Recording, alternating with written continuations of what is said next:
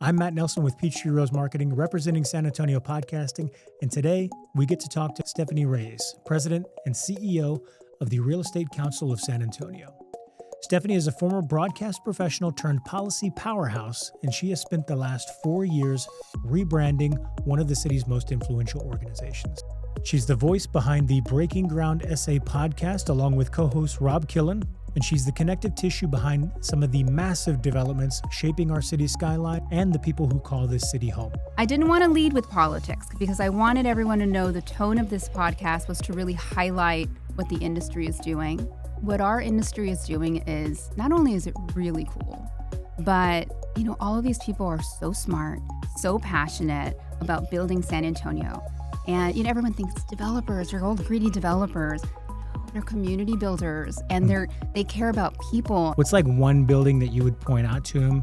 Like when you're having an adult-to-adult conversation as a parent, and you'd say, like, I was a part of that. I had a part to do with a lot of the projects. And what a lot of people don't realize is a lot of these great places that they frequent, or they bring family and tourists to visit when they come into town, those were years in the making. You know what I'm going to be really proud of? When Project Marvel is complete.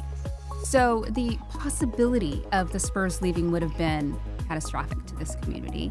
So we have our industry, the commercial real estate industry, has a $50.4 billion economic impact annually on this community. So when we talk about creating jobs, we're talking good paying jobs. We're not talking one architect, one engineer, one builder. These are teams, and there's phases. Then you talk about once the thing is built and the people that are going to work there.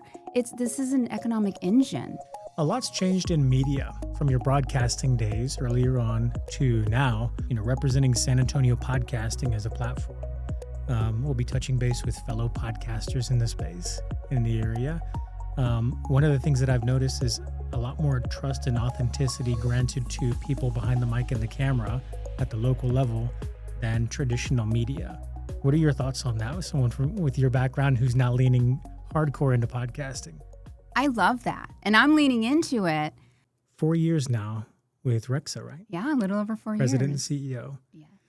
You had told me in a more candid email, and I'm going to put it out there anyways, that you were really looking to, or that you missed the roots of storytelling. Yes. From your broadcasting days. Yeah, that's where I started. Yeah, so tell me a little bit more about that. So it's an interesting story because I, first generation to go to college on both sides of the family. You would think I had a lot of support to leave Brownsville. That's where I'm from. I didn't. My dad stopped talking to me. He said, "You're not leaving. There's a university here. You're going over my dead body." I'm like, "Well, move on over, sir." And so I got 2 jobs, saved every penny, and I went to A&M. I always wanted to be an Aggie. And I was studying computer science. And I got to my junior year, and I was behind a computer typing ones and zeros. I said, "Oh my God, this is not for me." Yeah. And I didn't know what I wanted to do. And I decided to apply to internships anywhere that I could find them. And I had wanted to go somewhere I'd never been before. I'd never been in New York City. So I applied to NBC Studio just by chance. They call me, and they said, "We'll fly you up. You'll have a place to stay, and you'll kind of be a gopher." And not so many words, I was a gopher. I did whatever they asked, and I didn't care. I swept the floors.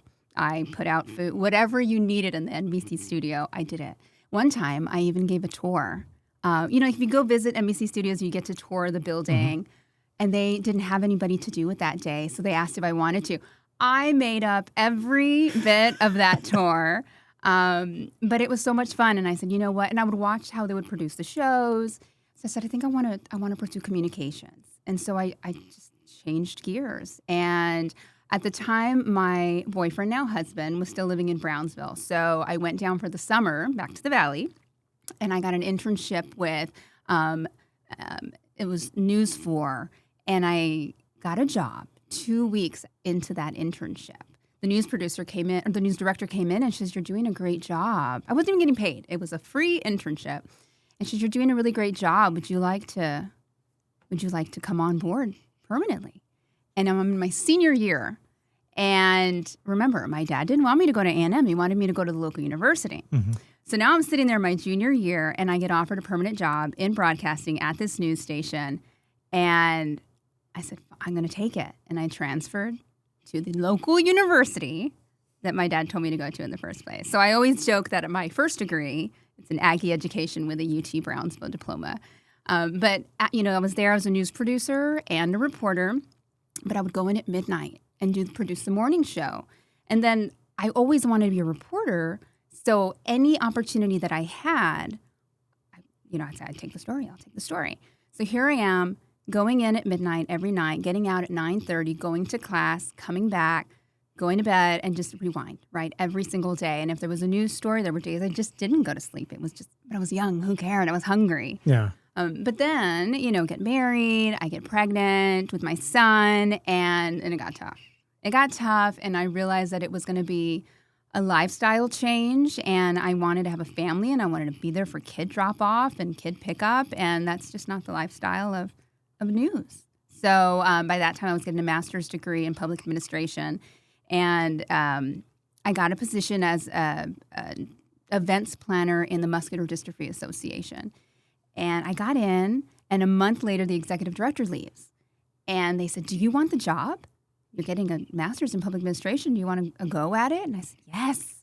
I said yes to everything. If you're going to work hard, say yes, and then figure it out, right? So I get the job, and that's where I learned how to run organizations, budgets, grants, the whole shebang. And I'm working in Harlingen, Texas. And if you know where Brownsville is in proximity to Harlingen, Texas, it's about 20, 25 minutes. That was too far for me at the time from my son, which is my commute here to the studio, right? And so I said, okay, I'm going to apply to some jobs in the city of Brownsville. And I just graduated with my master's, and I get in as a grant writer. This was when all the Obama dollars were out, the stimulus dollars were out, so there were jobs and grants. And so I applied, and I'm sitting at HR.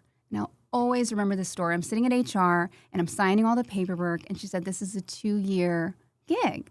I said, excuse me? It didn't say that anywhere on the job application. It didn't say that anywhere in the interview. I just left an executive director position, and now you're telling me I'm coming over here for a 2-year gig. And she just looks at me with a smile. She says, well, if you work really hard, I'm sure you'll move up. 5 years later, I'm assistant city manager. And I just jumped on the opportunity to, as a grant writer, I had to learn every city department, how they functioned, what their needs were. And because I was in communications, all the directors wanted me to present the tough items. So then I got exposure with council and staff, and the city manager just saw potential and started asking me to, head up departments, build departments, streamline operations. And so initially I was a grant writer. He asked me to create a grants department. So I built that up from the ground up. Then he said, we're going to house you in planning and community development. That director left, and I got appointed to be the director of planning and community development, where a lot of the grants were. And then from there, I got assistant city manager. And funny enough, all the departments that I would oversee, planning, zoning, building, public works, are all the departments that I work with now in my position over at RECSA. But what got me to San Antonio, we just picked up and left because my son had some health issues. So within 2 weeks, we were in San Antonio, and we never looked back. And I got a job with the San Antonio Chamber, which was the best job you could ever get when you're moving into a new city. Yeah. I didn't know a soul. And Richard Bettis was the president and CEO at the time, and became a very dear friend. He was very supportive. And I just had the opportunity to build my network, learn the who's who and what's what. And, from there, I was there almost 6 years. Then I met Martha Mangum, my predecessor here at RECSA. And she just said, hey, do you want a job? It was during COVID. She goes, do you want a job? I'm ready to retire. I've been doing this for 30 years. I said, I'm good. I'm in a great position. And she said, just think about it. And then she had a recruiter hound me. I said, okay, I'm just going to give it a shot, right? Who knows where this goes? And I started meeting folks from the industry in the interview process, and I was floored. What our industry is doing is, not only is it really cool, but, all of these people are so smart, so passionate about building San Antonio. And, everyone thinks developers are old greedy developers. No, they're community builders, and they care about people. And most of them will say the same thing, all in different words, but they're all saying the same thing. They want to build a community that their kids will love and want to come back to if they happen to leave. I love that. And so I was drawn in, and here I am, a little over 4 years, just loving every moment of it. Man, that's super cool. And So just one child? I have two. Two. I have my son, who's a 17-year-old who's about to leave me. And then my sassy 11-year-old who's a 6th grader. Okay. Yeah. So I have, I've got an 8-year-old and a 5-year-old. Those are fun ages. Yeah, they are fun. They're wild. At least one of them is.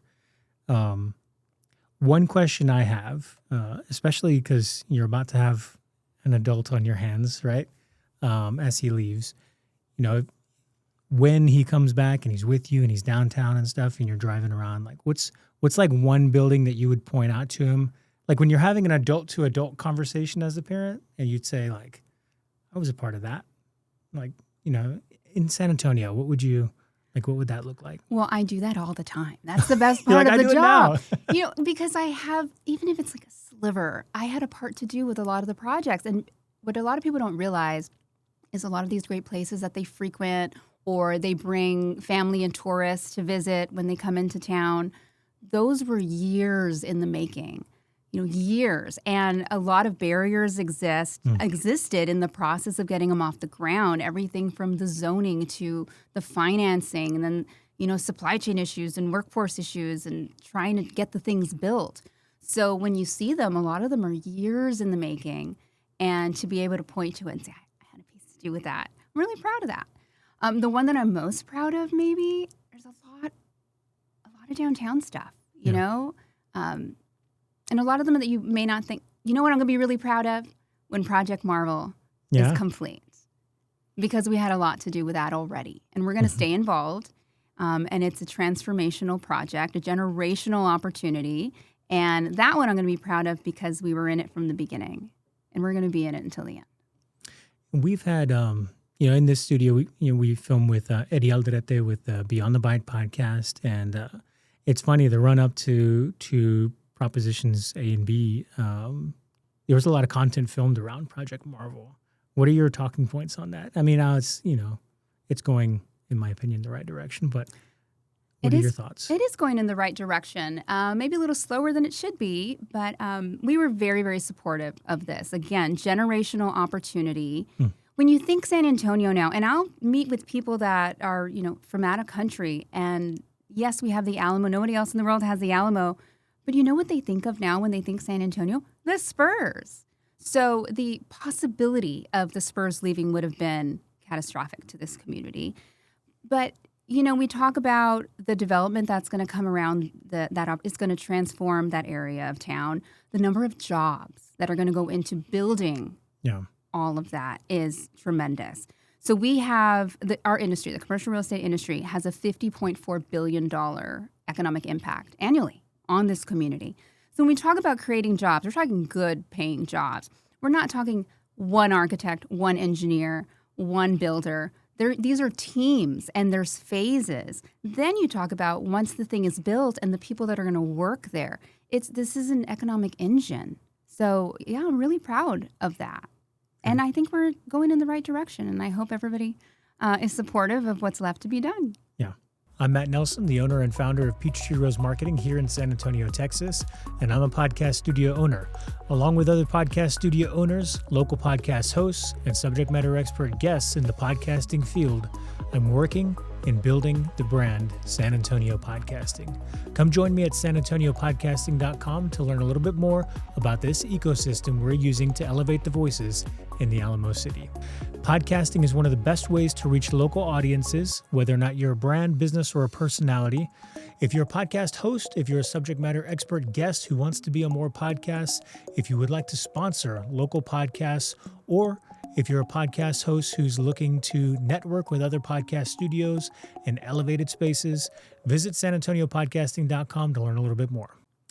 RECSA. I think to people who are outside of the industry, there might be misconceptions, right? About Many. That type of organization. What are some common misconceptions and how do you clear them up? We're old, greedy developers, and we're trying to make a profit, and that's all we're worried about. That we're not environmentally friendly. That's a big one. It's a big one right now because the CAP has resurfaced. The Climate Action Adaptation Plan has resurfaced, and there's some subcommittees that have been formed, and we're trying to get representation on there.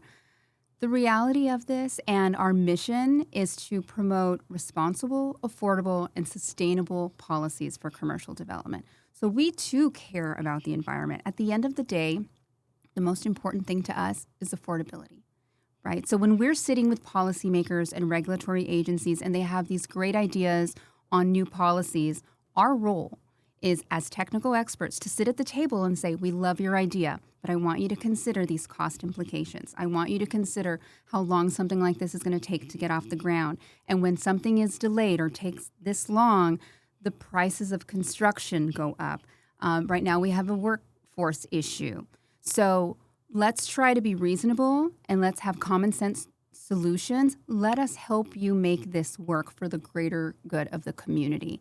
Because if you want to add all these great ideas, all these new policies, they come at a cost. And you know who's going to bear that cost? The end user, be it a renter, be it a homeowner, be it a tenant. Yep. So we want this community to be affordable. That's good for everybody. So let us be a resource to you so that we can tackle that together. So is RECSA, the organization, are you able to provide some of those insights for folks? In terms of information and obviously advocating for policy, and what does that look like? Absolutely. So every 2 to 3 years, we get an economic impact study done by John Hakanos, and he will give us our economic data. And that's that $50.4 billion economic impact, 151,000 jobs annually. He gives us the tax revenue towards the city. And that is those are great talking points in an advocacy tool that we use when we meet with policymakers and regulatory agencies. RECSA, to my predecessor's credit, positioned our organization to have a seat at the table, meaning I will have council members call, not all of them, but most of them, will pick up the phone and call me and say, hey, Steph, I've got this policy idea. Can you get some of your folks around the table and let's talk this through? Some will send a draft of their council consideration request and say, hey, can you have some of your technical experts kind of redline it, give me some advice on how to make this work, because they want it to cross the finish line. And so what you'll see every now and then, Prop A and B was an example of that. I will come to the dais, I'll come to city council and I will explain why something's good or why something's bad, but you won't see me there often. And it's because we're proactive. We work behind the scenes a lot of the times. When a council member has that idea, we get together. Sometimes it's one meeting, sometimes it's several meetings, and we work to make sure that crosses the finish line. We're not going to be out there with pitchforks unless it just totally went south somewhere in between. But we're a resource. We're trying to go at this together in a collaborative way. But the other thing that we use, and you have to remember, RECSA is a membership organization. All of our members are volunteers, and they step up. They have real jobs, but they give us so much of their time to come to city council meetings, to come to what we call development process task force meetings, which I could share what those are in a bit. But they come and they give their technical expertise. So that's what makes us effective. And what they've put together over the past few years that has been most effective, it's the presentation on the development life cycle, soup to nuts, from concept to closing. And we will call in policymakers and say, let us share with you how this works and where you can come in and streamline it or make it better. And there's been great results with that. But we'll talk about everything from going out to planning and zoning.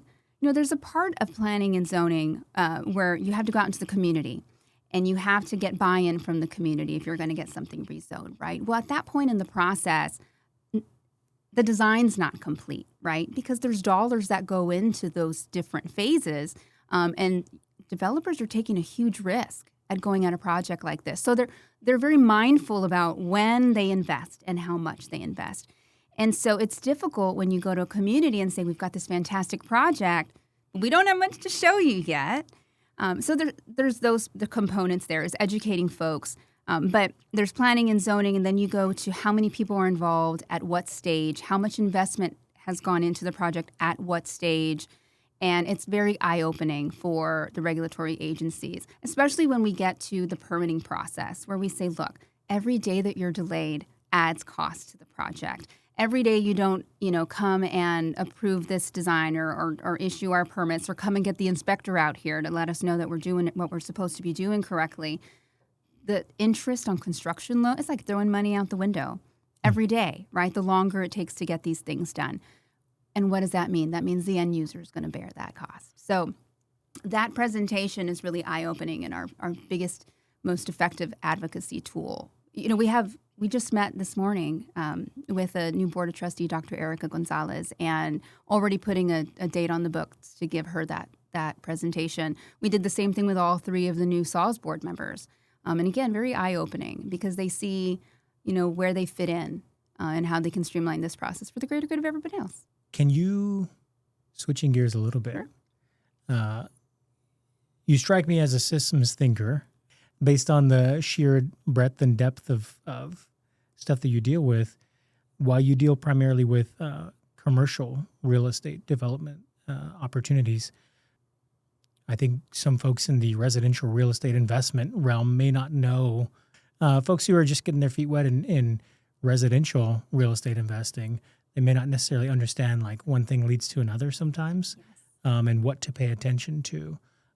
So how might someone who's not necessarily in commercial real estate, how might they tune into the overall policies or things of importance to them? Well, they should join RECSA first and foremost.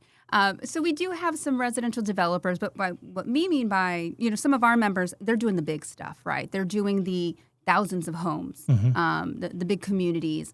We've got, multifamily apartments are considered commercial. Yeah. But when you talk about single family, I will say, and I know there's some CCRs out there, there's one CCR out there that was just recently considered about development services. I will tell you on behalf of RECSA and our members, development services is top notch. Real Estate Council, we have one in San Antonio, but there's also one in Austin, in Dallas, in Fort Worth, in Houston. Those are all my colleagues. And I talk to them all the time about our development services, our permitting process, the turnaround times, and they're jealous. We have a fantastic process at the city. And I give kudos to Amin, I give kudos to Mike Shannon, for, when he was there, Rod Sanchez when he was there, and even more so to Cheryl Scully, because she changed the mindset. She said, we are going to go from regulator to facilitator, and that was the best thing that could have been done. So from our perspective, and maybe we're the big guys, and I understand where they're coming from, where, it's a little challenging for the young, the newer guys who are doing smaller projects. But I would just say lean into the resources that development services offers, right? It's all under one roof. It's a one-stop shop. They have amazing staff, and I think folks just don't know that that's available to them. So that's advice I would give is head over there because they have so many resources to help you get what you need done. Because that would be huge to know, what's going on in the potential neighborhood of interest. Even if you're just, shopping for single-family homes, buying and selling. Tell me a little bit about the podcast. What spurred going into Breaking Ground SA? Well, one, I wanted to go back to my roots, and I missed storytelling. And like I said, I'm surrounded by some really smart, really cool, passionate people. And I wanted to hear why they thought they wanted to move forward with a particular project or, their background. It's interesting to me. But more importantly, my job entails going and meeting with policymakers and prospective members. And when I sit down with them and share what we're working on, what initiatives we have, what we offer, I kept hearing over and over again, I had no idea you guys were doing that. So I said, we're not telling our story enough. So we launched this past week, and we launched with Randy Smith, who was just a great person, developer. He is co-founder and CEO of Weston Urban. We did Frost Tower, and a whole bunch of other projects. So I wanted to set that tone. We want to dig into people, projects, and policies that are shaping San Antonio. I didn't want to lead with politics because I wanted everyone to know the tone of this podcast was to really highlight what the industry is doing. And the people behind it are just really, really cool and smart and passionate. And I wanted to kick that bad reputation of being old, greedy developers. Yeah. A lot's changed in media from your broadcasting days earlier on to now, representing San Antonio podcasting as a platform. We'll be touching base with fellow podcasters in the space, in the area. One of the things that I've noticed is a lot more trust and authenticity granted to people behind the mic and the camera at the local level than traditional media. What are your thoughts on that with someone with your background who's now leaning hardcore into podcasting? I love that. And I'm leaning into it. And I said this the other day to one of our members.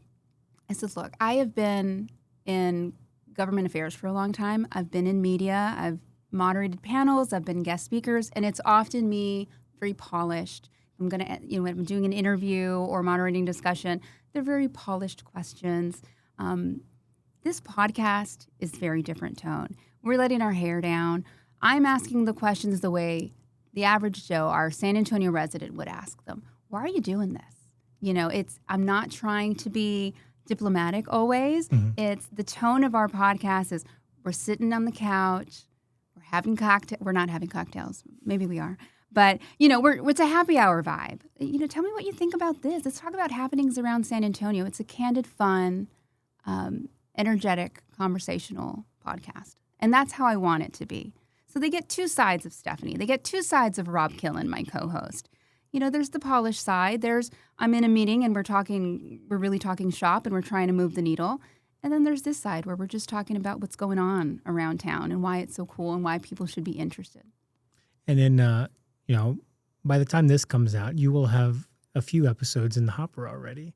You had mentioned that you and Rob have some diversity of thought, to give it some wording. What's a time, or can you think of an example of where, you guys had some differing opinions, but in terms of content and the way it comes out, you see it going a positive direction in terms of conversation? I would say that Rob Killen and I are often on the same page. And I think what a lot of people don't know about Rob is he's really funny. He's really funny. I think we have a great chemistry. And I wanted him to come on because he's also the policy expert. He's a historian. I could ask Rob, hey, Rob, do you remember, what was going on and with this particular ordinance? And he will give a date. He will give a month. He will give the number. I don't know how he does it all, but I like having him as our expert and our resource on the podcast. I think it adds to it. But at the end of the day, we've become friends. He's really smart. He's very well respected.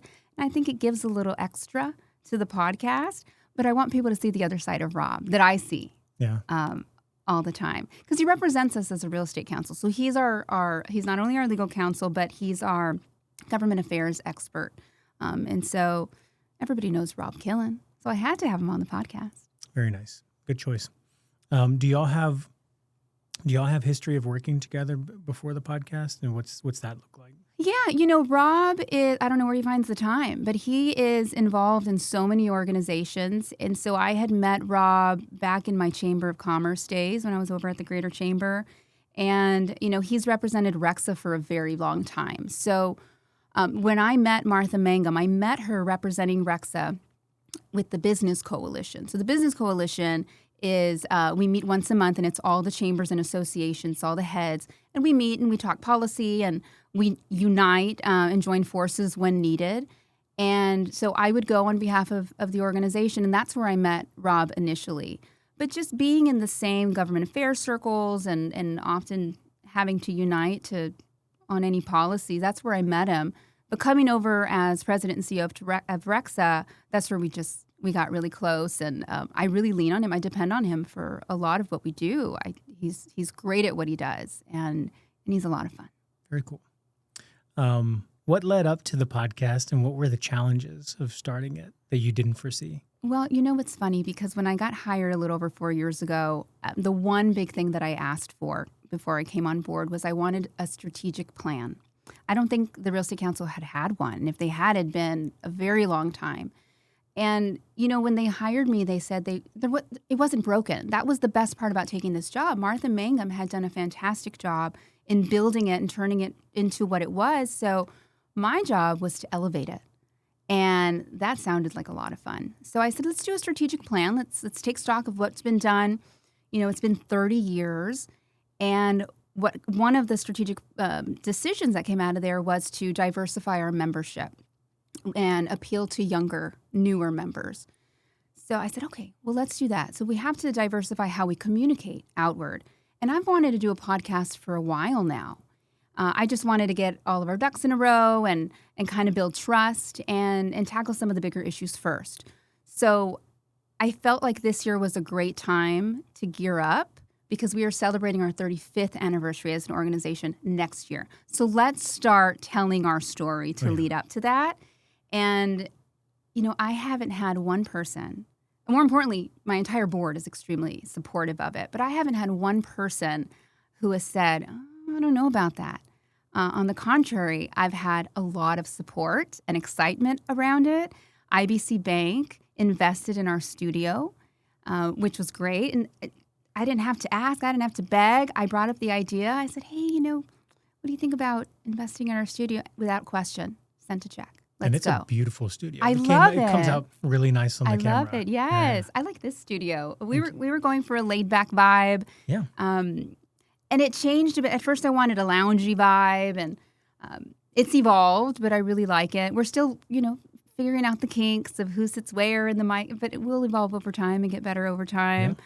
There's no shortage of content. There is no shortage of amazing guests. I think Rob and I have a great chemistry. It's just, getting some more practice in. Can you give us a preview of some of the guest lineup? Okay, well, so if you guys know David Adelman, who is founder and principal of Area Real Estate, really cool projects downtown. I call him Mr. Downtown, 1902, lots of different projects. That one stands out to me. All of St. Paul Square, that was him.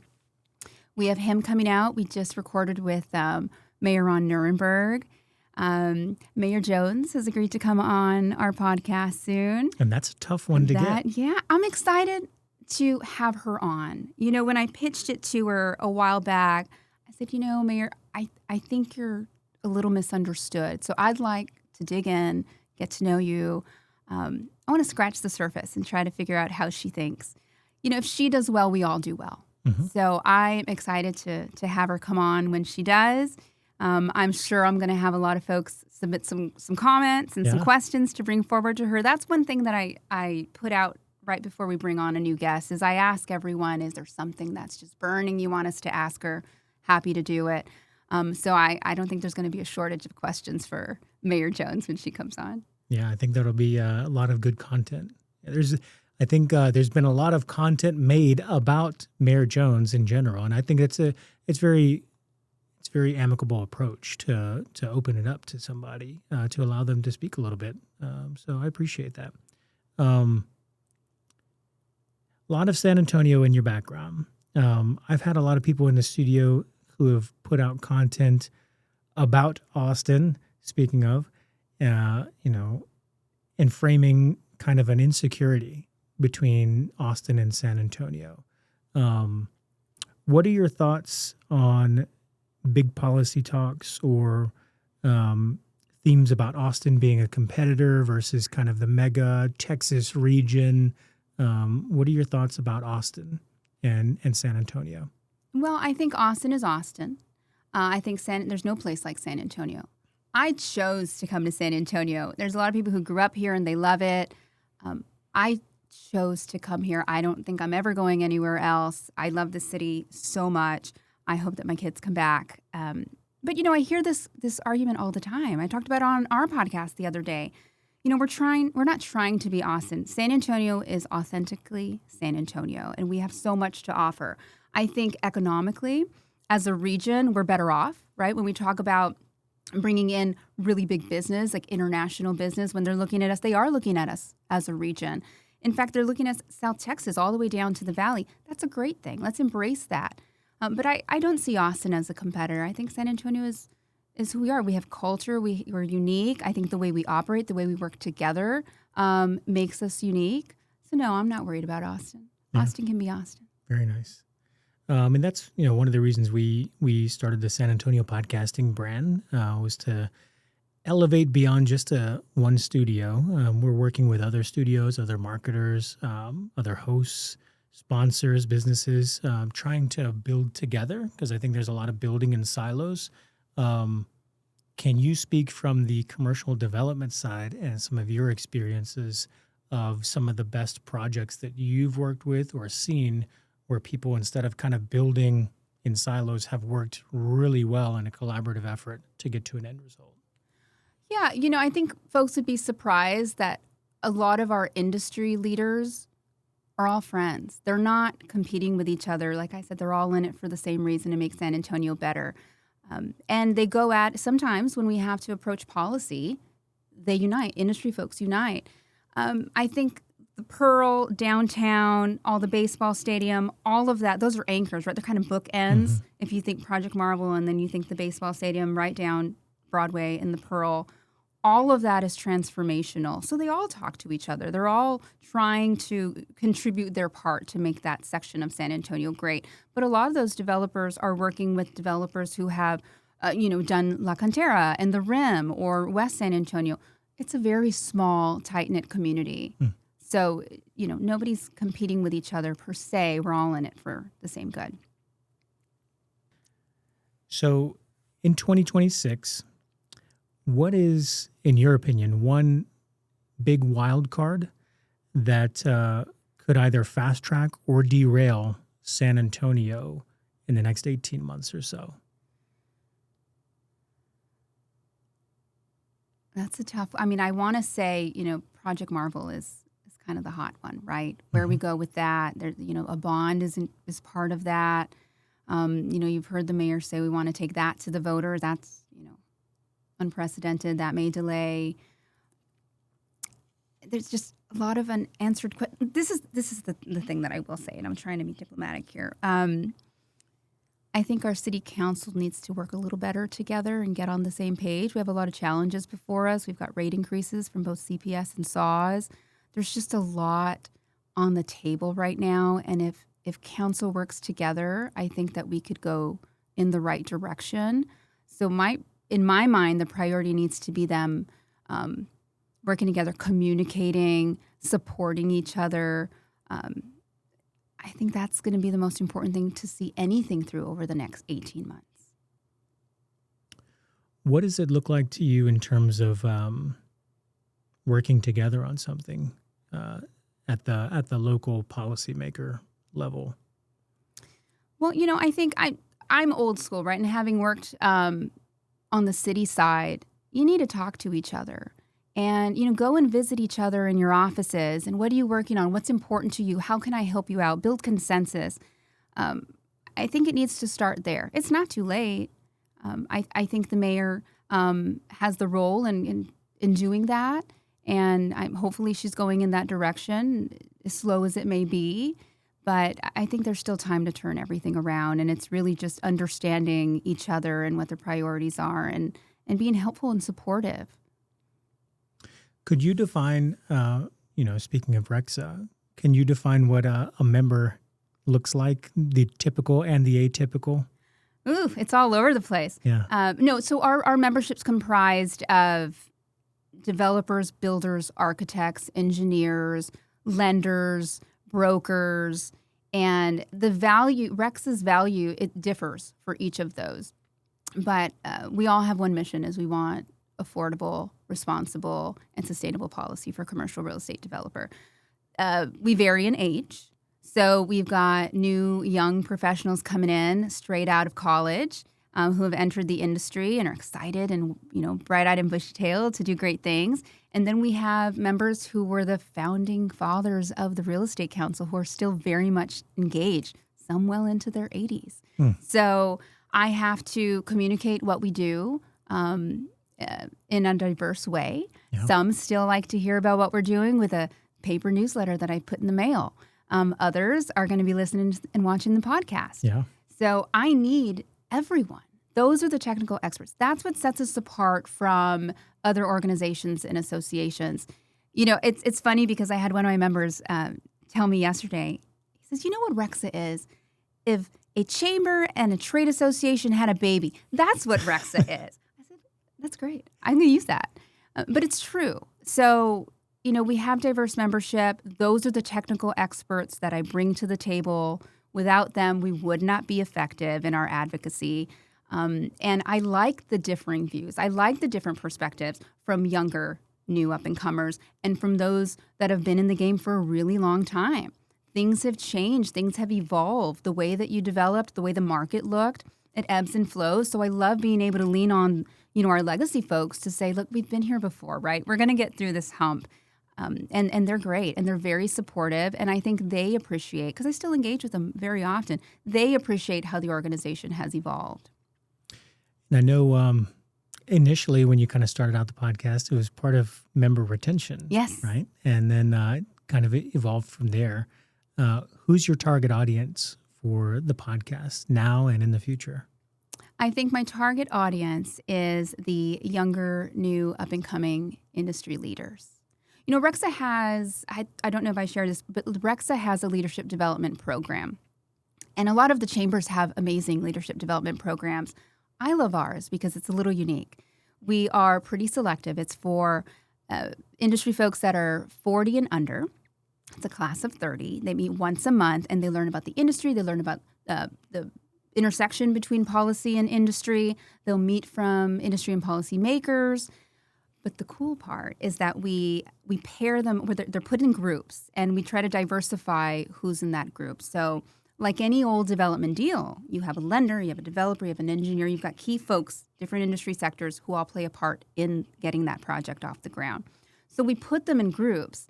And while they're going through this program, they are also working on a mock development project. And at the end of the class, the leadership class, at the end of the 9 months, they give a big pitch, like Shark Tank, to some investors. Wow. And some of those investors, they're our members, they're folks like Rob or some of our big developers, legacy members. They ask some pretty tough questions. And it's a lot of fun to watch. It's really amazing what they come up with. And the best part about it is those groups, a lot of those folks end up being business partners later on in their career. Leadership development is really important to us. Giving back to our community is really important to us. Education is really important to us. We give scholarships to UTSA, their real estate and finance department. We give scholarships to Alamo colleges for their trades program. In fact, we're really proud because we've been giving scholarships to Alamo colleges for years. And last year, we went and we toured St. Philip's College. If you haven't gone out there, you have to go out there. What they're doing over there is amazing, their trades program. We went in there and I said, we're giving you dollars. Is there more that we can do? And they said, oh my God, thanks for asking. We need instructors. We need materials. We need tools. We need to know that what we're, the curriculum that we have aligns with real world needs. And so now we're delivering on that. Now we have an advisory council comprised of some of our members, general contractors, builders, because we want to get those people employed. That is an amazing program. Straight out of high school, 100% of their tuition is paid for this program, depending on which one you want to go into. 15 months in, free tuition, you walk out of there with at minimum $65,000 a year, no debt, and you're making money. You're 19 years old. That's amazing. Not bad. Not bad. Not a bad game. So our role in not only making sure that that's a robust program and that we're able to connect them to good paying jobs with some of our members, our employers, it's communicating that while a 4-year degree is amazing, so is getting a trades certificate. So we're playing a really big role in that. Very cool. Yeah. I really hope that people see the value in what our industry is doing. We're building communities. We're trying to make San Antonio a better place for us and for our kids to live, work, and play. And the Real Estate Council is a tremendous resource to policymakers. We're all going at this, we hope, in a collaborative way. We want to share how we can do this efficiently, in a sustainable, affordable, and responsible way. We've got great people that can be a resource at any point in that process. And I hope people listen to the podcast and can meet some of these amazing industry leaders who can learn a little bit about who we are, what we do, maybe even inspire some folks to go into commercial real estate development. It's not the stodgy, let me interview you and come in with your suit. We're lounging back. We're talking about real world issues, and we're just introducing you to some really cool people. Very cool. And where can folks connect with you, RECSA, and the podcast? So rec@sanantonio.com. You can email me, call me. I love coming out and meeting people who are interested in learning more about RECSA. You can find us on Instagram, any of the social medias. I'm big on LinkedIn. So if you want to find me, LinkedIn's the easiest place to find me. Or stop by the office, and I'm happy to tell you more about RECSA, what we do. Awesome. Stephanie Reyes, thanks so much. Thank you.